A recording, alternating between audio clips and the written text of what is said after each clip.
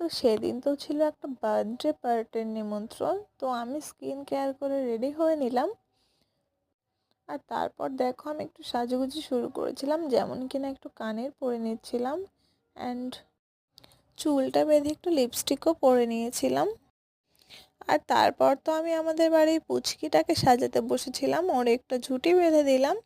আর তারপর ওকে কেমন লাগছে কমেন্টে জানাবে।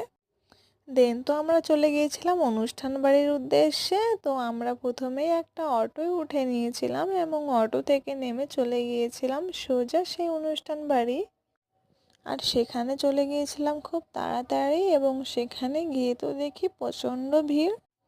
আমরা তো কোনো কাজ না পেয়ে সেখান দিয়ে একটু ঘোরাঘুরিও করে নিচ্ছিলাম। আর ওই জায়গাটা এতটাই সুন্দর ছিল, যদিও আমি সেখানে ফার্স্ট টাইম গিয়েছি।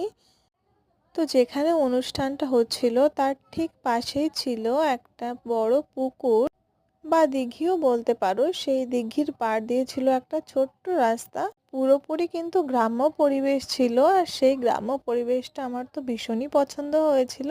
আমি তো সেখানে কতগুলো রিলসও বানিয়ে নিয়েছিলাম। আর তারপর কিন্তু আমি খেতে চলে গিয়েছিলাম।